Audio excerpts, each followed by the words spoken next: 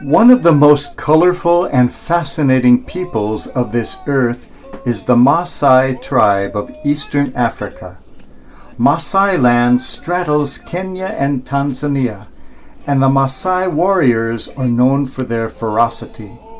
It is said that if a lion sees a Maasai warrior, the lion will turn around and run away. For the Maasai, the center of life is the cow. According to their belief, God gave to the Maasai people all the cattle of the earth. All the cows belong to them. So when they go out on cattle raids and steal other people's cattle, to them it's not really stealing. They are merely claiming what is theirs. The cow is to them more than a mere possession, more than a mere animal. A cow is something sacred. And a man's wealth, a woman's dowry, is measured in terms of the number of cows available. In times of famine and hunger, the Maasai will go to their cow, call her by name, stroke her, and talk to her affectionately, and ask permission to share the nourishment. Then with a knife they slit a vein in the cow and drink from the blood for their nourishment. With a handful of mud, they seal up the wound so that they and the cows together may continue living. It is a beautiful and sacred relationship.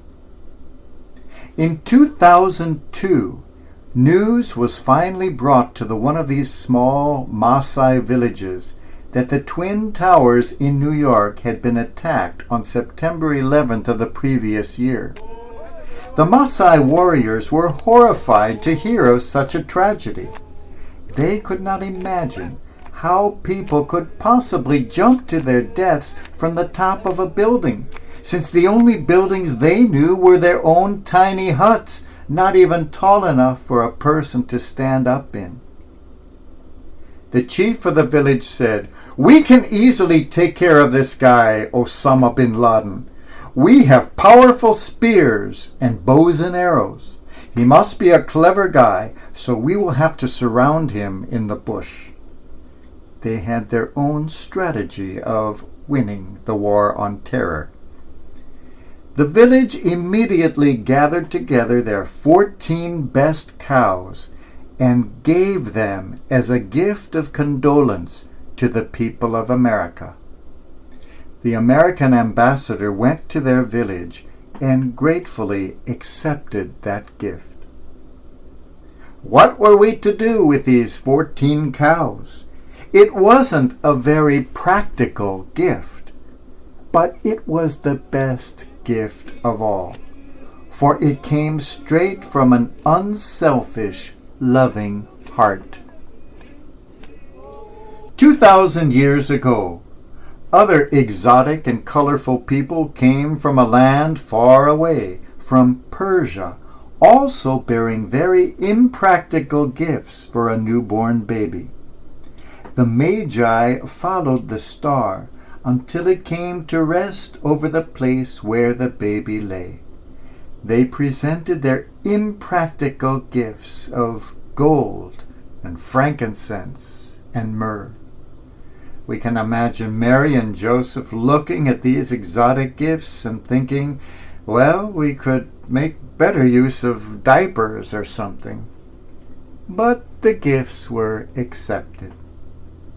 Have you ever wondered what became afterwards of the Magi's gifts? What did the Holy Family do with this frankincense, this myrrh, this gold? I've often thought about that myself. Perhaps they cashed these gifts in, and so were able to finance their flight to Egypt. Perhaps Joseph was able to open with these proceeds a carpenter's shop there. We see later that the child Jesus was very well educated, but education did not come for free. Perhaps the gifts of the Magi were used for the education of the little boy. What became of the gifts of the Magi? It doesn't really matter. As always, the magic was in the giving, not in the gift. No matter what the Holy Family ended up doing with the frankincense and myrrh and gold, that journey of the Magi would change their own lives. That journey on which they carried the gifts was merely the first leg of a much more important journey, the journey of their life. Their hands may have carried gold, but their eyes had seen God. A gift may or may not change the life of the receiver, but the life of the giver is affected forever. Giving is very intimately connected with the most powerful force on earth, which is loving. As the Scottish author Robert Louis Stevenson put it, "You can give without loving, but you can never love without giving." The Maasai warriors, in giving 14 cows to the American people, were giving what was to them the most precious, the most sacred, the most important thing. They were giving their hearts. They were giving their very selves. No matter what the recipients did with those cows, an unbreakable bond had been established between these noble African warriors and those strange people on the other side of the world. They had reached out with unselfish, pure love, and such people always find that in the emptying of their hands, they have filled their own heart. None of us travels through life with empty hands. Each of us comes bearing gifts.